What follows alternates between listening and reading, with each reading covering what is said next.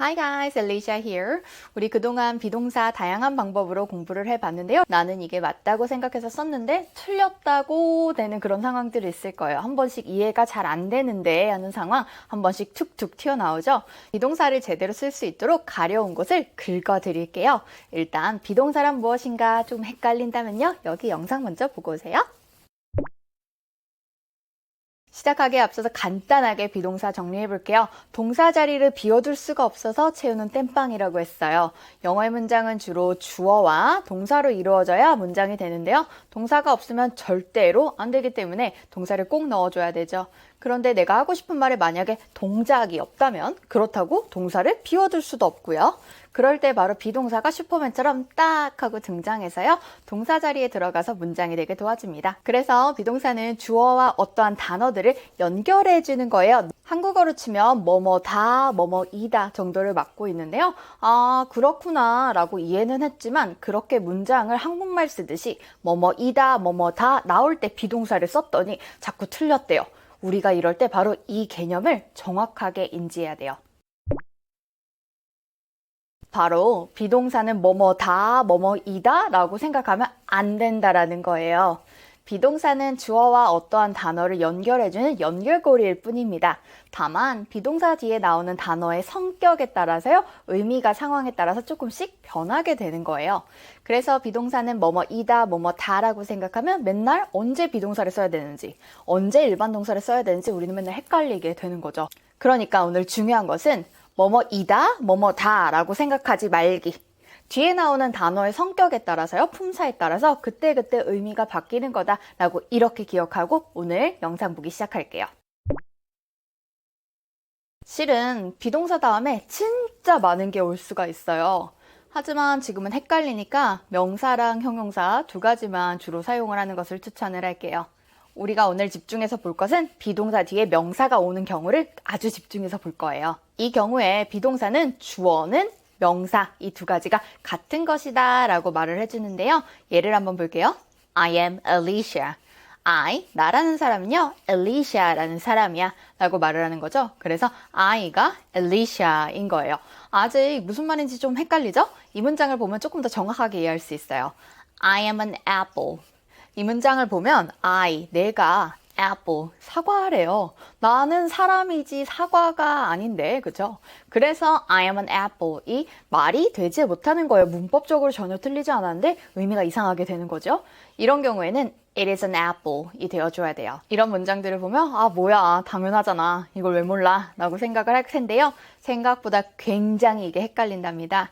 우리가 영어를 한국어를 통해서 배워왔다 보니까 영어를 영어 의미 그대로 익히기 쉽지가 않아서 나도 모르게 한국어 뜻에 맞춰서 내가 생각한 한국어를 영어로 번역을 하게 되거든요. 이때 바로 문제가 생기는 거예요. 예를 한번 들어볼게요.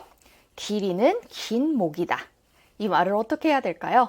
일단 제가 주어 먼저 떠올리라고 했잖아요. 길인 주어니까 일단 주어 먼저 넣어요. A giraffe.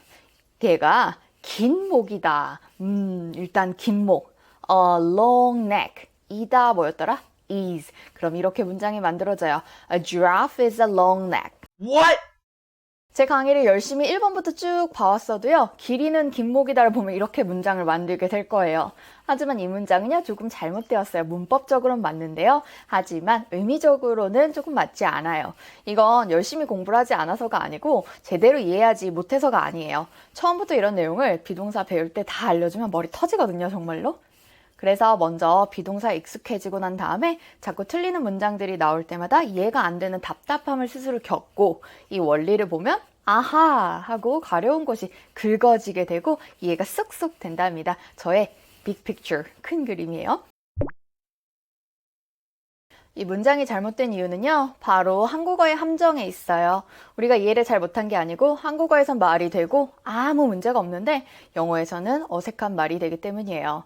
아까 봤던 A giraffe is a long neck 이 문장 가지고 왜 이게 영어에서는 말이 안 되는지 그림으로 한번 보여드릴게요.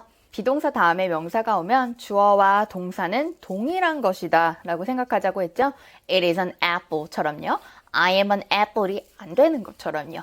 그럼 이 문장에서는 a giraffe, 기린이 a long neck 이 되어요. 그러니까 기린이 긴 목이 된다는 소리죠.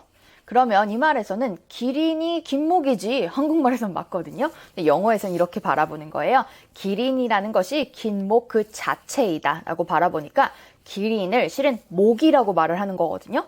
그런데 기린은 목인가요? 기린은 목이 아니고 동물이죠. 그래서 이런 상황에서는요. A giraffe is a long neck 대신 A giraffe has a long neck 이렇게 가지고 있다라는 동사를 넣어줘야 돼요.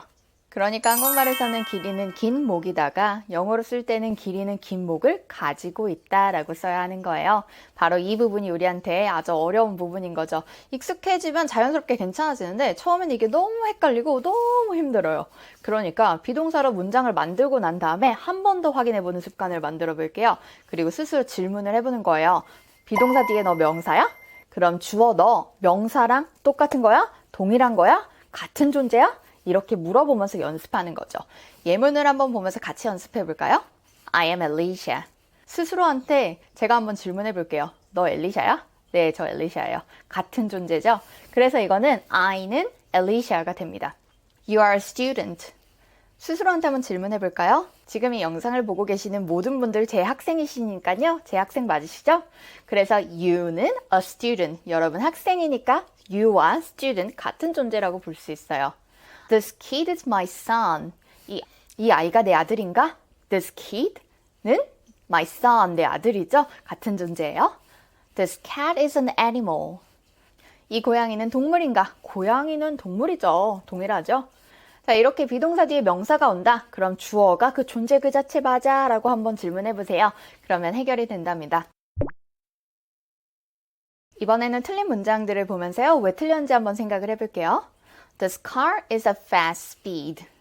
이 차는 빠른 속도인가요? 차는 속도가 아닌데 이 문장에서는요. This car has a fast speed 라고 해줘야 돼요.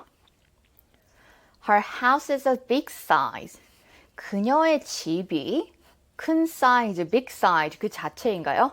집은 건물이죠. 사이즈가 아니죠.